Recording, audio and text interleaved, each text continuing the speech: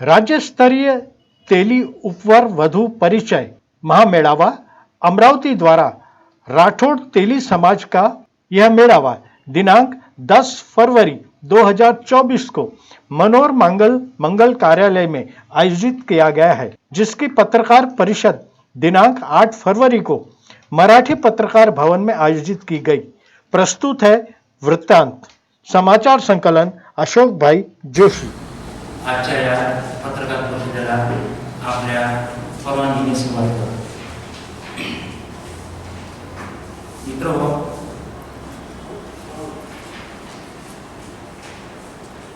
जय संताजी तेली सामाजिक बहुउद्देशीय संस्था अमरावतीच्या द्वारे आजपर्यंत बरेच कार्यक्रम आपण केलेले आहेत। आपल्याला विदितच असेल, मागे समाजामध्ये जे वेगळ्या स्तरावर काम करणारे लोक आहेत त्यांचे सुद्धा सत्कार आपण घेतलेले आहेत।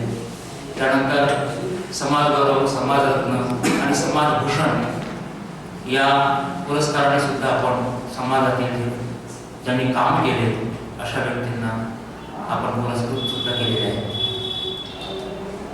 यावेळेस आमचे जे प्रेरणास्त्रोत होते, हा कार्यक्रम आधी याच्या आधी आम्हाला होऊन जायला पाहिजे, परंतु लेट झाला।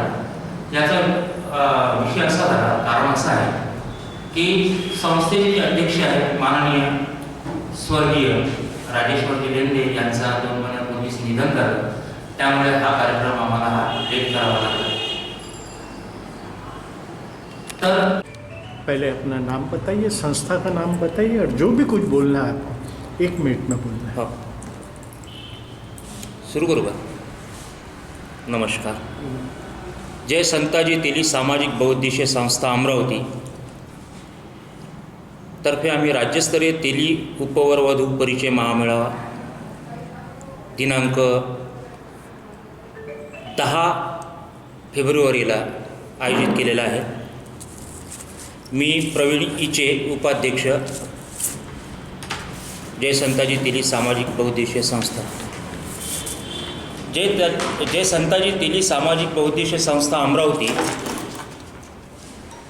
आयोजित राज्यस्तरीय राठौड़ तेली उपवर वधू परिचय महामेळावा दिनांक 10 फेब्रुवारी 2024 रोजी सकाळी 10 ते सायंकाळी 6 वाजेपर्यंत मनोर मंगल कार्यालय अमरावती येथे होणार आहे।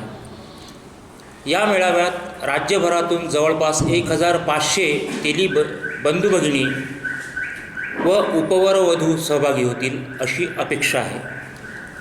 याच महामेळाव्यात शुभमंगल उपवर वधू सूचक पुस्तिकेचे विमोचन माननीय आमदार सौ सुलभाताई खोडके यांच्या हस्ते होणार आहे व माननीय खासदार श्री रामदासजी तडस यांचे मार्गदर्शनात होणार आहे। माननीय आमदार श्री रामदासजी आंबटकर, माननीय आमदार श्री किरण सरनाईक, माजी मंत्री माननीय जगदीशभाऊ गुप्ता व शिवसेना नेते श्री नानकरामजी निघुणाणी यांच्या प्रमुख उपस्थितीमध्ये हा महामेळावा होणार आहे। या मेळाव्यात उपवर वधू यांच्या परिचयासाठी जास्तीत जास्त वेळ देण्यात आलेला आहे।